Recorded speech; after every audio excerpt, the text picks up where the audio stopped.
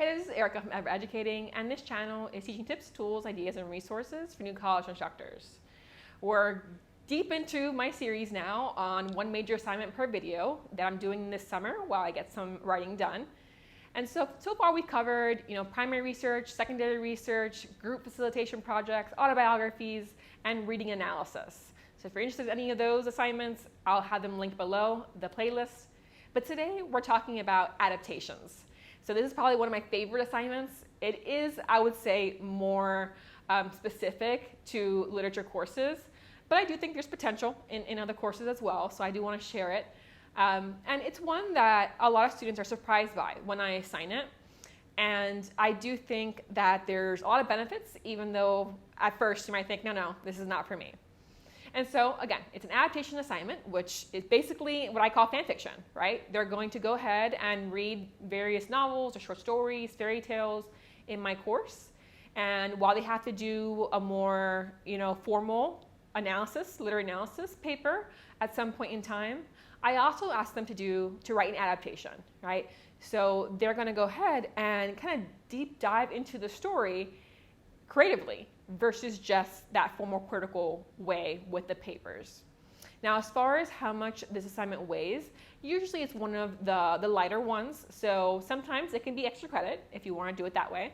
But I think it could be, one of your, if not major, one of your mid-level assignments. So potentially 10%, 15% of your overall course grade. And what you're asking students to do here, potentially you want to make this a later assignment. So maybe you want to start with a lot of the more formal, here's how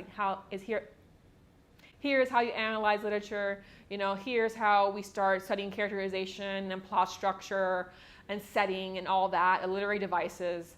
But then later on, we've been learning all these types of terminology, we've been analyzing these readings, we've been, applying our new skills and our new knowledge.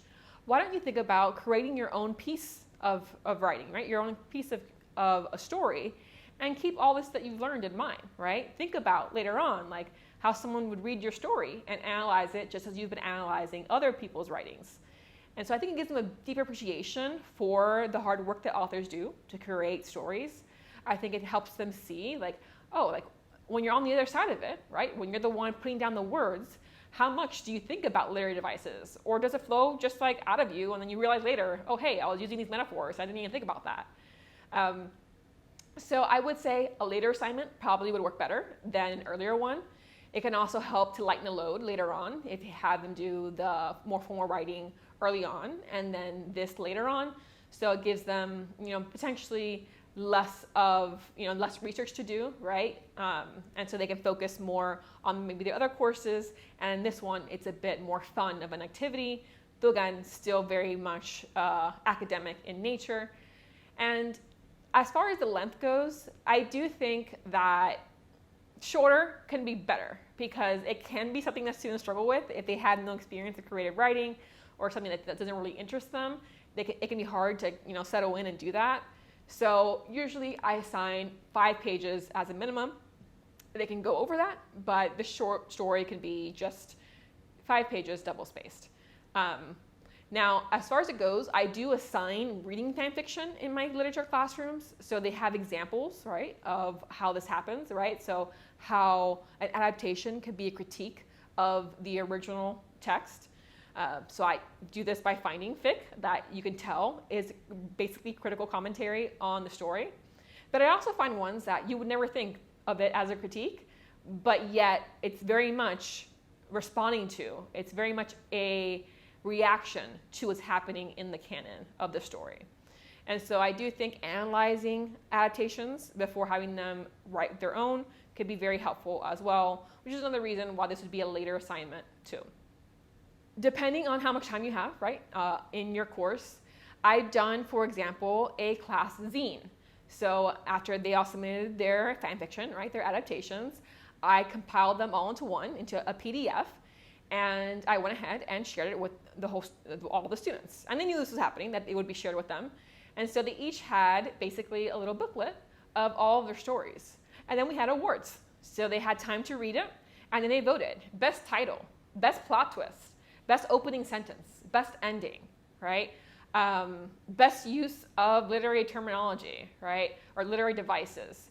So, at the end, we, had those votes, and then they each got like a little reward. So they could choose if it was candy or a little notebook, a pen, nothing too, serious. But it was a way for each other to really, see what the others had to say, in their writing, and to get some boost if they happen to win a prize. So I think it could be really interesting. In that class as well, I had an extra credit project where they can create a piece of fan art, right? So they can go ahead, and if they created art, then again, it was included in the zine. So then it was an illustrated project. So they had the cover page that was fan art that my students created.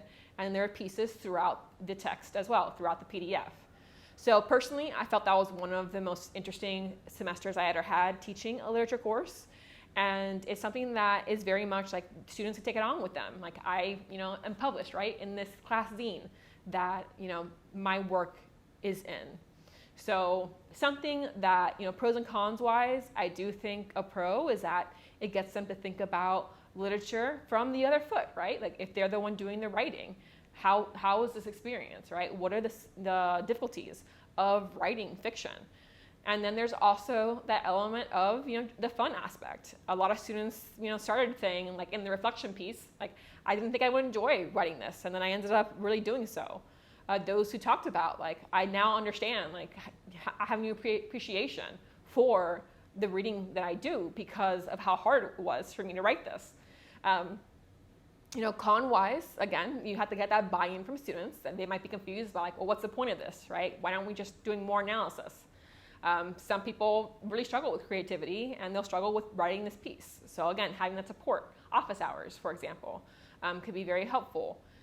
And, overall, it's something that potentially wouldn't fit well in your class. Again, if you're not teaching literature, this is obviously a harder one.